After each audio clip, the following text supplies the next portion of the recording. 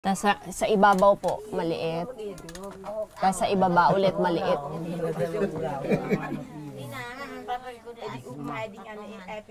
Ito po. Lakihan nyo lang siya. Ang mas nakababata naman, bit-bit pa ang mga anak dahil wala silang mapag-iiwanan.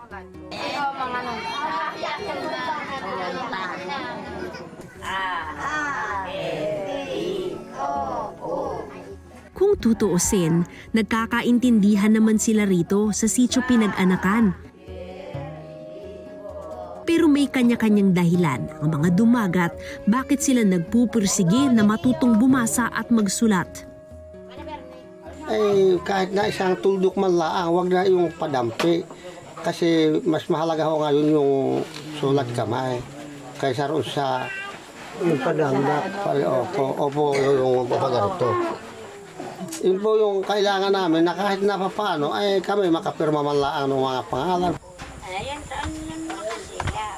Ang mga kalalakihan katulad ni Tatay Rudy, Roberto at Armando, sawang-sawa na raw sa panloloko na nararanasan tuwing lalabas ng bundok. Pero hindi ko kasi ako may anak din na medyo nang aral din ng kaunti. Kung siya ang nakikiharap sa mga Tagalog, medyo iba yung turing sa kanya ng mga Tagalog kasi alam nila na hindi siya basta-basta maloloko. Pero kung kami ay tuwan-tuwa sila na yung wala kami mga kaalaman, tuwan-tuwa silang, sige po, tara, upo ato. Sa kaso ni Tatay Rudy, sa tuwing magbebenta ng mga huling isda, lagi raw silang nagugulangan pagdating sa bayaran.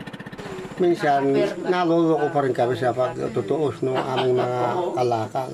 Pagtutuos, anong nangyayari po? Ayun pong inaakala namin na talagang yun na ang kapares ng kilo, ay natatantya na rin ho namin kasi yung tunay na kiluhan. Ay minsan, tantya namin na talagang yun na yung kilo niya, pero sasabihin lang kung 5 kilo, sasabihin lang, ay 2 kilo lang po ito, tatay. Hindi po kayo nagagalit, hindi kayo lumalaban. Hindi ko naman kami bigyan ng bigas. Hindi ko kami bibigyan, hindi ko kami maghahaponan, mag-aamusal. Lalo raw lumalala ang pananamantala tuwing darating ang eleksyon. Pag bumuboto po kami, may mag-a-assist po sa amin na marunong. Sasabihin ko kung sino yung gusto kong iboto. Hindi naman po ako sigurado kung ngayon ang susulat niya kasi hindi nga po ako marunong sumulat at bumasa. Doon po kami na hindi namin alam kung yung gusto ba naming iboto ang sinusulat nung nag-a-assist sa amin. Tapos yung mga anak naman po namin na marunong, hindi naman pwedeng mag-assist sa amin kung hindi po papayagan. Hindi pwedeng pumasok kasi Opo, sa presento po. Sa karanasan naman ni Tatay Armando, kapag panahon ng botohan, nawawala ng saysay ang kanilang karapatan na bumoto dahil hindi sila sigurado kung tama ang minamarkahan nila sa balota. alam niyo yung sinusulat niyo? Hindi nga po namin alam. So meron sa inyo nagsasabi, ito na lang. Oo. Ito na lang.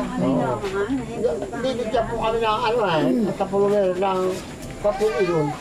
Andun na yung mga ibubuto ng mga tao. Itatanong sa amin, ano ba ibubuto mo rito? Ay, hindi pa kayo nasusulat.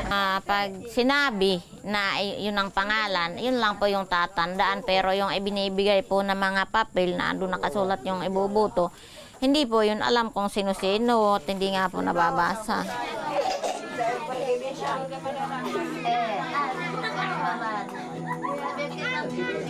Ito ngayon ang hamon kay Ma'am Melona.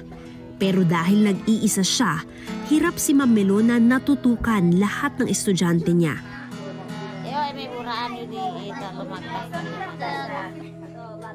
Tumatagal ng 2 oras ang pag-aaral nila. Limitado kasi ang galawan dahil sa iisang antipara.